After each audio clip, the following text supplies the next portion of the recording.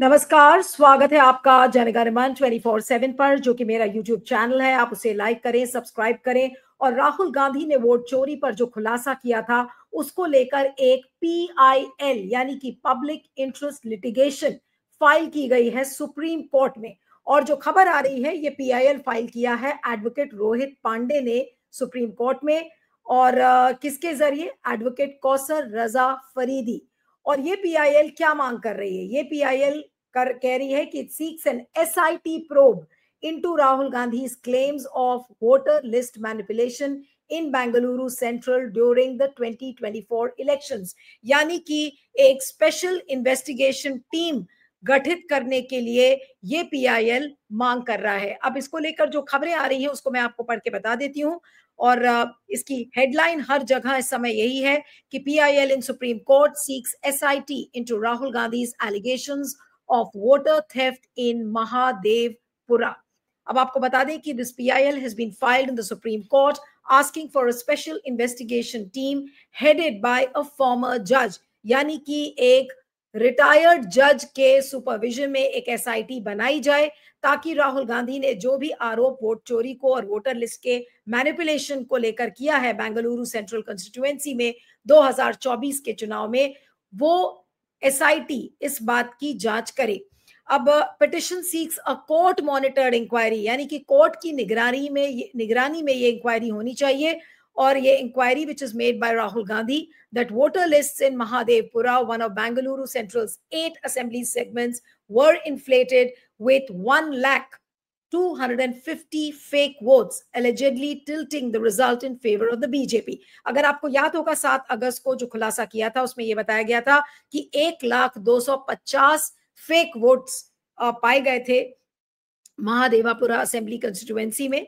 और अपनी वोट अधिकार रैली जो उनकी बैंगलोर में हुई थी उसमें भी उन्होंने कहा था कि वोट थेफ्ट यानी कि वोटों की चोरी संविधान के खिलाफ एक बड़ा अपराध है। और उन्होंने मांग किया था कि election commission machine readable format में ही इस वोटर लिस्ट को जारी करे और पोलिंग स्टेशन का जो CCTV फुटेज है उसको भी रिलीज करे। और जैसा मैंने आपको बताया कि 7 अगस्त को ये महादेवापुरा का जो कंस्टिट्यूएंसी का जो खुलासा है वो किया था, जिसमें कि 6.5 लाख वोटर्स थे, जिसमें से कि 1 लाख के ऊपर बोगस वोट पाए गए थे।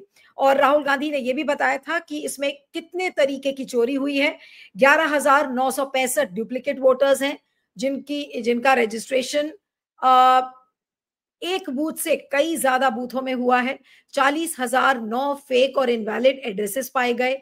10,452 bulk voters registered at the same address पाया गया, यानी कि एक एड्रेस और बल्क में वोट्स। 4,132 एंट्रीज विद मिसिंग और ब्लर्ड फोटोज, यानी कि कुछ ऐसी एंट्रीज जिनकी फोटो का पता नहीं है या फोटो मिसिंग है।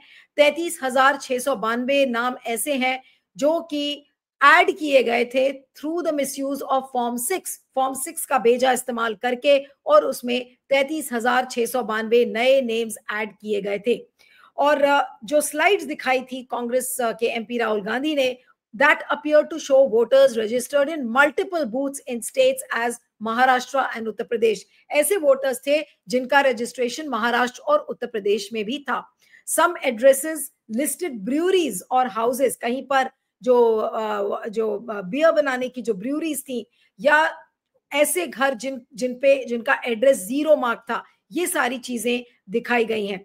और उन्होंने क्या कहा था? if the EC now does not give us an electronic voter data not only of that election but of the last 10 to 15 years, and if they do not give us the CCTV footage, they are partaking in the crime। यानी कि अगर machine readable format में अगर हमें voter list नहीं दी जाती तो फिर ये एक बहुत बड़ा अपराध इलेक्शन कमीशन कर रहा है।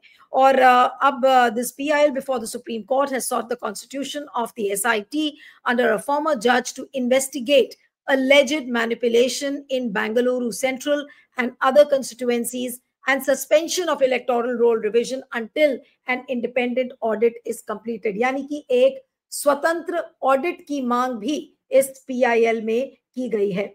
और इसको लेकर इस समय खबरें आ रही हैं, और मैं आपको बता दूं कि इसका जो ऑपरेटिव पोर्शन है, इन व्यू ऑफ द फाइंडिंग्स में पढ़ रही हूं इस PIL में क्या लिखा है कि इन view of the facts and the grounds and the facts stated herein, the petitioner most respectfully prays. Point number 1, that this Honorable Court may kindly be pleased to constitute a special investigation team under the supervision of the Honorable Court, headed by a former judge, to inquire into the allegations of large-scale electoral roll manipulation in Bengaluru Central and other affected constituencies in the country. Direct that no further revision or finalization of electoral rolls be undertaken until compliance with the court's directions and completion of an independent audit of the rolls. Frame and issue binding guidelines to the Election Commission of India to ensure transparency, accountability, and integrity in the preparation, maintenance, and publication of electoral rolls, including the mechanisms for detection and prevention of duplicate or fictitious entries. Direct the Election Commission of India to publish the electoral rolls in accessible, machine-readable, and OCR-compliant formats to enable meaningful verification, audit, and public scrutiny. तो ये सारी बातें, ये कुछ मुख्य points थे जो इस PIL में सामने आए हैं. और अब देखना होगा कि क्या सुप्रीम कोर्ट SIT का इसमें गठन करता है या नहीं करता. हालांकि बीजेपी इसमें राशन पानी लेकर कांग्रेस के ऊपर चढ़ गई है और उसने कहा है कि अरे ये तो कुछ कंस्टिट्यूएंसीज हैं जहां पर कांग्रेस जीती भी थी, तो कांग्रेस के जो नेता हैं राहुल गांधी, वो इस तरीके की बातें क्यों कर रहे हैं, वो भ्रमित करने की कोशिश कर रहे हैं. अमित मालविया के तमाम ट्वीट्स आए और CSDS के जो संजय सिंह हैं, उन्होंने जब अपोलोजाइज किया तो उसके बाद बीजेपी को और भी मौका मिल गया कि CSDS एक फॉल्स नैरेटिव क्रिएट करने की कोशिश कर रहा था. लेकिन मुद्दा सिर्फ ये है कि 2024 के चुनाव के बाद अब और भी जगह से, बहुत सारे जगह से ये खबरें आ रही हैं कि रैंडमली को वोट्स को ऐड किया जा रहा है, डिलीट किया जा रहा है, और कोई तो लॉजिक होगी. और एक ऐसा सर्कुलर भी इलेक्शन कमीशन का सामने आया है. मध्य प्रदेश और जब राजस्थान और छत्तीसगढ़ के चुनाव चल रहे थे तो उस समय चुनाव आयोग ने कहा कि ये वोटर एडिशंस और डिलीशंस को हम किसी भी पार्टी से शेयर नहीं करेंगे. तो इन सब चीजों को देख के लगता है कि दाल में जरूर कुछ काला है. लेकिन क्या इलेक्शन कमीशन ट्रांसपेरेंटली इन चीजों को कभी बताएगा? क्या सुप्रीम कोर्ट एक SIT का गठन इस केस में करेगा, या फिर सुप्रीम कोर्ट हमेशा की तरह एक हल्का हाथ रखेगा और कहेगा कि इलेक्शन कमीशन एक कॉन्स्टिट्यूशनल अथॉरिटी है और उसके फंक्शनिंग में हम और ऑपरेशंस में हम इंटरवीन नहीं करेंगे. लेकिन इस पूरे माहौल में जहां पर वोट चोरी और वोट चोर गद्दी छोड़ के नारे लग रहे हैं, तो ऐसे में क्या सुप्रीम कोर्ट अब इसकी कोई सुनवाई नहीं करेगा? SIR का केस ऑलरेडी अभी लंबित है और वोट चोरी के खुलासे के बाद अब ये जो PIL दाखिल की गई है, तो क्या इसको SIR के साथ बैंडी किया जाएगा या फिर इसको लेकर एक अलग सुनवाई वाकई में सुप्रीम कोर्ट करेगा?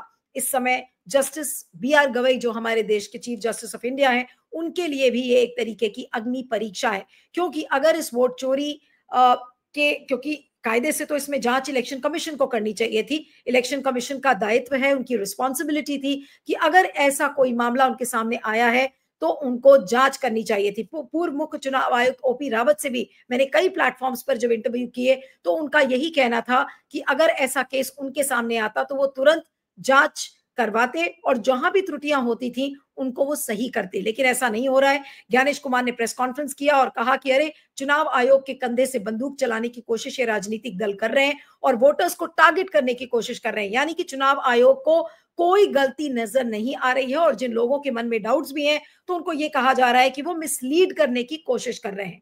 तो अब ऐसे में सुप्रीम कोर्ट के लिए एक अग्नि परीक्षा है. क्या सुप्रीम कोर्ट इस समय नागरिकों के अधिकार, वोटों के अधिकार के लिए खड़ा हुआ पाया जाएगा?